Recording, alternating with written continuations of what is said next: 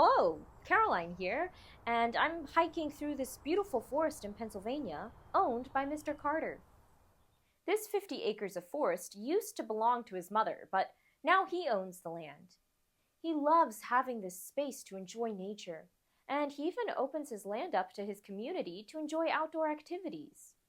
But maintaining it is expensive. Should he harvest all of the timber to make money? Leave it untouched to preserve its natural beauty?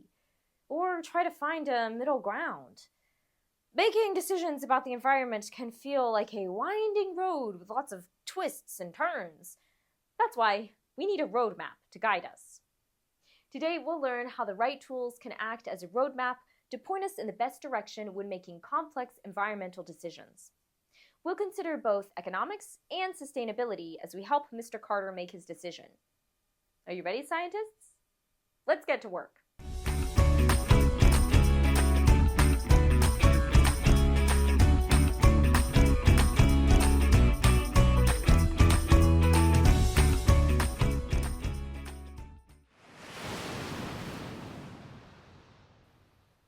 Decisions about resources, like Mr. Carter's forest, matter because they impact more than one person. What might be some impacts of cutting down his forest? Pause the video here and record your thoughts. Sure, it's his land, but cutting trees could affect the local wildlife, the soil, and even the nearby community. This is why resource decisions are complex. They involve weighing economic impacts alongside environmental and social impacts. Mr. Carter needs to consider all of these factors as he decides what to do with his forest and as he asks himself, is this decision sustainable? That's where the principles of sustainability and tools like cost-benefit analysis come in. Do you remember what a cost-benefit analysis is? A cost-benefit analysis is a tool that can be used to determine if the costs of an action outweigh its benefits. While this is traditionally an economic tool, we know that focusing only on economics can lead to a tragedy of the commons. We also need to focus on sustainability costs and benefits. This strategy may sound new, but this is really just a systematic approach to making an informed decision. You probably do this every day without realizing you're doing it. Using a cost-benefit analysis can ensure that decisions about shared resources are fair and sustainable. So, where do we begin? Every good road trip starts with a destination, and a cost-benefit analysis is the same. The first step is to write a clear statement of the decision you are trying to make.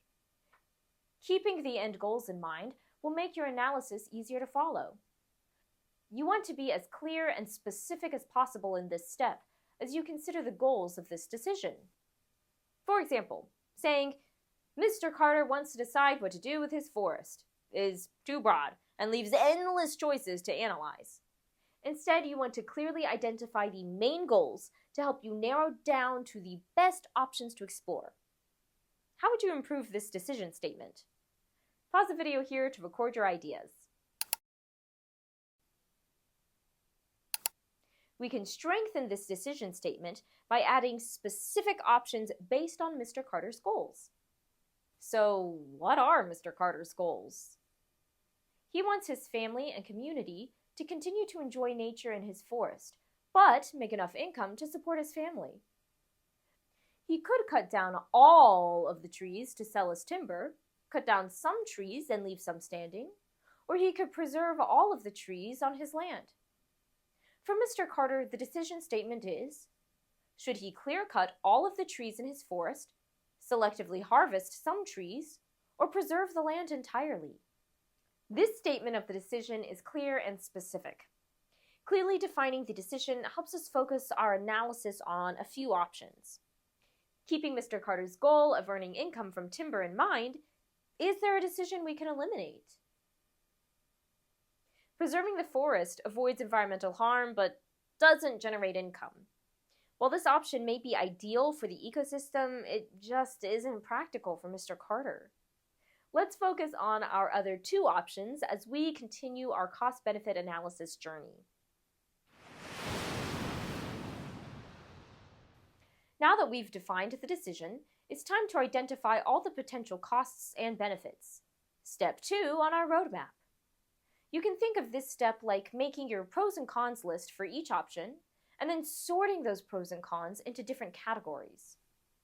Pause the video here to think about some potential costs and benefits of cutting down the trees in Mr. Carter's forest.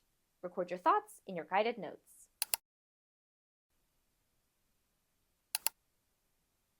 Some of these costs or benefits will be economic.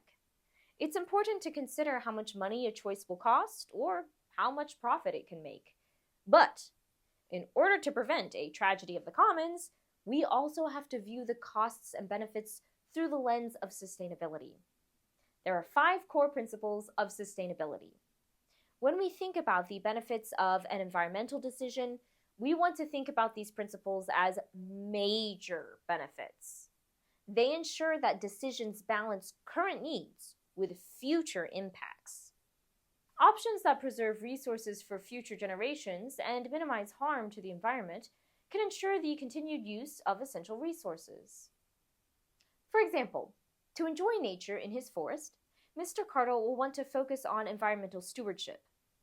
This means selecting a plan that minimizes soil erosion and protects the forest ecosystem. Additionally, when making a cost-benefit analysis, it's important to get input from all stakeholders. A local community member might think of a benefit of the forest that a logging company executive wouldn't know about.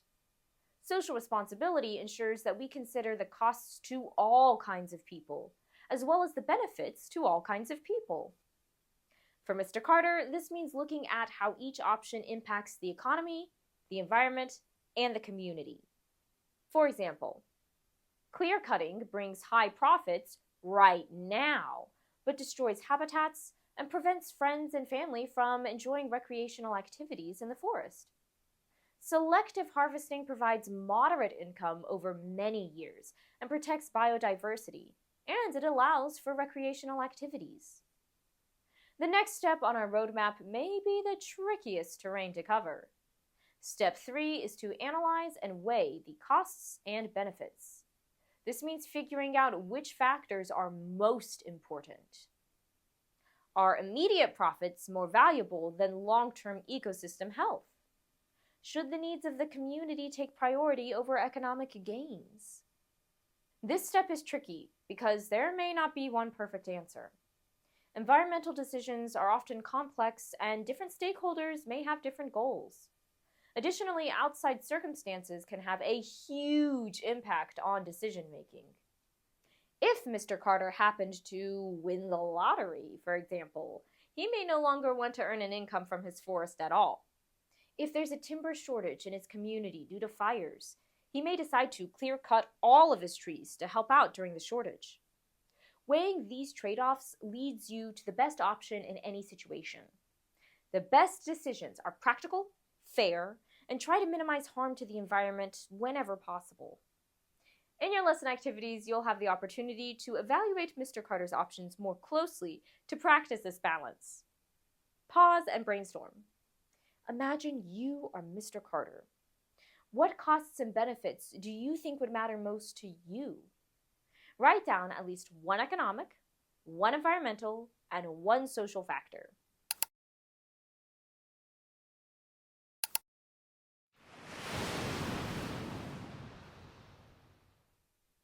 The final destination on our cost-benefit analysis roadmap is to make the decision. In this step, you've gone through the ups and downs, and you're ready to answer the question you set in step 1. This is the fork in the road, and you have to decide which way you should go. Here's where you take the wheel. In your lesson activities, you'll complete a detailed cost-benefit analysis to decide what Mr. Carter should do with his forest. We covered some examples in this video, but you'll take an even more in-depth look at each of his options. You'll weigh the trade-offs and pick the option that makes the most sense.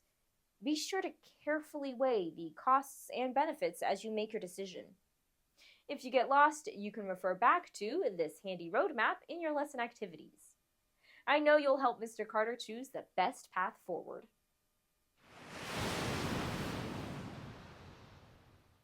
As we went through the lesson today, we learned the 4 key steps of a cost-benefit analysis.